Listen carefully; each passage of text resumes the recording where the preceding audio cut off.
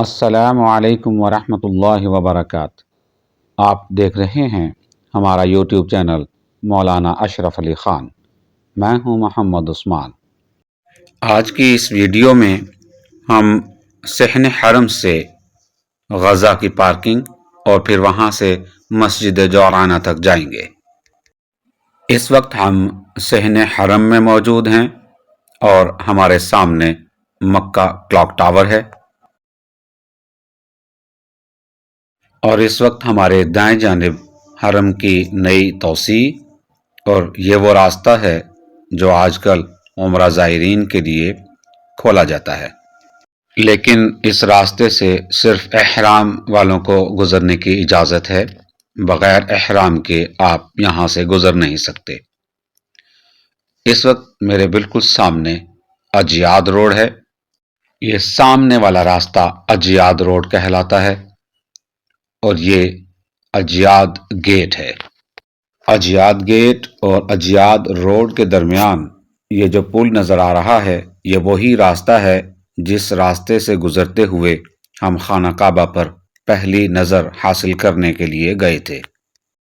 خانہ کعبہ پر پہلی نظر حاصل کرنے کے لیے بہترین اور آسان راستہ جاننے کے لیے وہ ویڈیو ہمارے چینل پر موجود ہے، جسے آپ ملاحظہ کر سکتے ہیں۔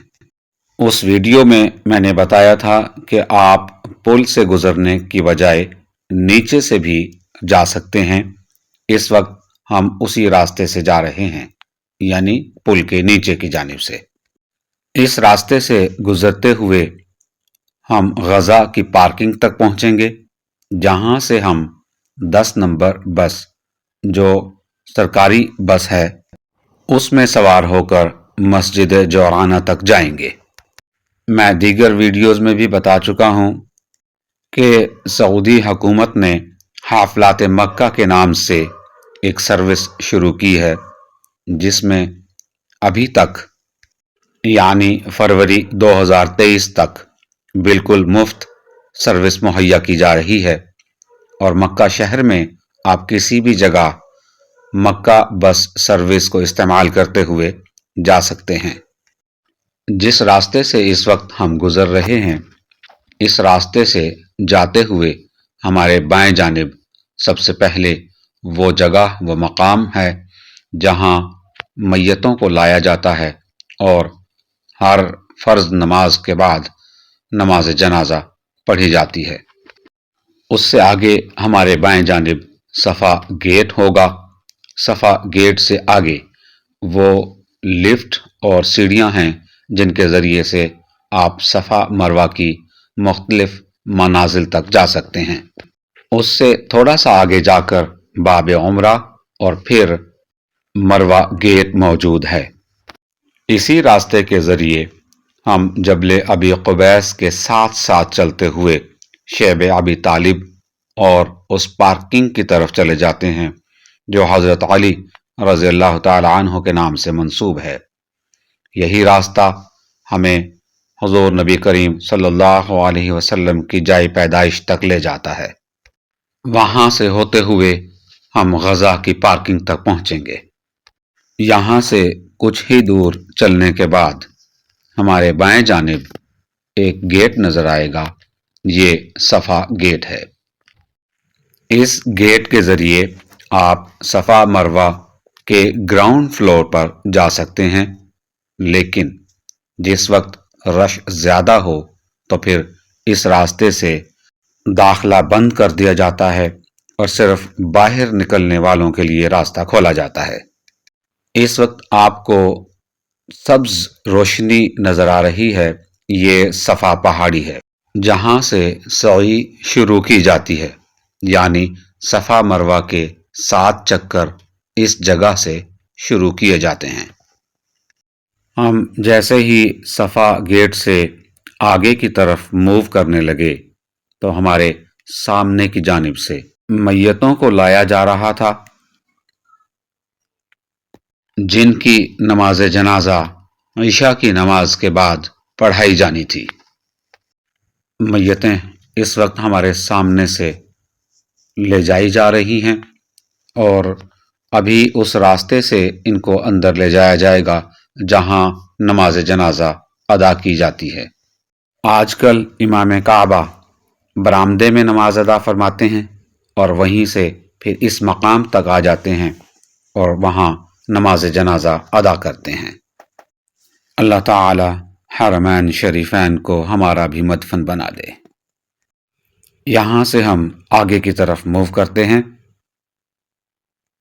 کہیں کہیں ویڈیو کی رفتار کو اس لیے تیز کر دیا جاتا ہے تاکہ ویڈیو زیادہ لمبی نہ ہو۔ اس وقت میں اس راستے سے گزرتا ہوا یہاں تک پہنچا ہوں اور اس وقت اسکرین پر دائیں جانب وہ مقام آپ دیکھ رہے ہیں جہاں لفٹ اور ایسکلیٹر یعنی برقی زینوں کے ذریعے سے صفا مروہ کی بیسمنٹ، گراؤنڈ فلور یا پہلی اور دوسری منزل کی طرف آپ جا سکتے ہیں۔ یہی وہ راستہ ہے جس کے ذریعے سے ہم خانہ کعبہ پر پہلی نظر حاصل کرنے کے لیے گئے تھے۔ اس وقت ہمارے دائیں جانب جو پل یا راستہ نیچے اترتا ہوا دکھائی دے رہا ہے، یہ وہی راستہ ہے جو اجیاد روڈ اور اجیاد گیٹ کے درمیان پل نظر آتا ہے۔ اس راستے سے ہوتے ہوئے ہم سیدھا اسی راستے سے نیچے اتر سکتے ہیں۔ یہ راستہ سیدھا نبی کریم صلی اللہ علیہ وسلم کی جائے پیدائش کی جانب چلا جاتا ہے۔ اس وقت ہمارے بالکل سامنے کی جانب یہ پیلے رنگ کی جو عمارت آپ کو نظر آ رہی ہے، یہ نبی کریم صلی اللہ علیہ وسلم کی جائے پیدائش ہے، جو اس وقت ایک لائبریری کی شکل میں موجود ہے۔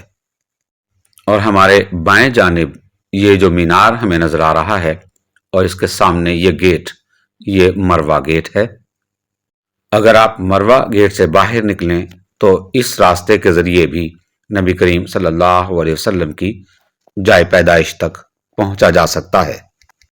ہم اس وقت جبل ابی قبیس کے ساتھ سے گزر رہے ہیں اور یہ وہ مقام ہے جہاں پر خانہ کعبہ کی تعمیر مکمل کرنے کے بعد حضرت ابراہیم علیہ السلام نے اذان دی تھی، جس کے جواب میں عالم ارواح میں روحوں نے لبیک کہا تھا۔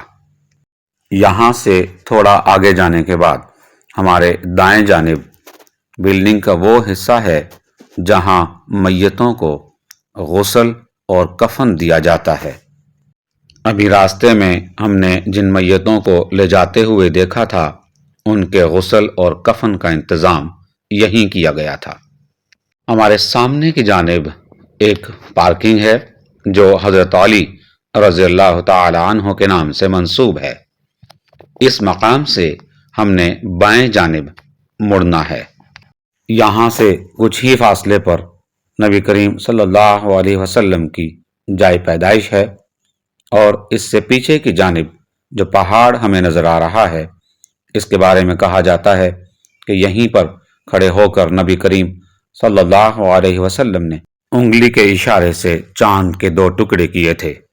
یہاں سے گزرتے ہوئے ہمارے بائیں جانب ابو جہل باتھ روم ہیں اور ہم نے سیدھا چلتے ہوئے اس پل کے نیچے سے گزرنا ہے جو حرم شریف کا فرسٹ رنگ روڈ ہے۔ ابھی چونکہ حرم شریف میں تعمیر کا کام جاری ہے، اس لیے یہ رنگ روڈ ابھی استعمال میں نہیں لایا گیا ہے۔ اس وقت ہم جس پل کے نیچے سے گزر رہے ہیں، یہ وہی فرسٹ رنگ روڈ ہے۔ فرسٹ رنگ روڈ کے نیچے سے گزرنے کے بعد ہم اس مقام تک پہنچے ہیں۔ مکہ کلاک ٹاور اور رنگ روڈ ہمیں نظر آ رہا ہے۔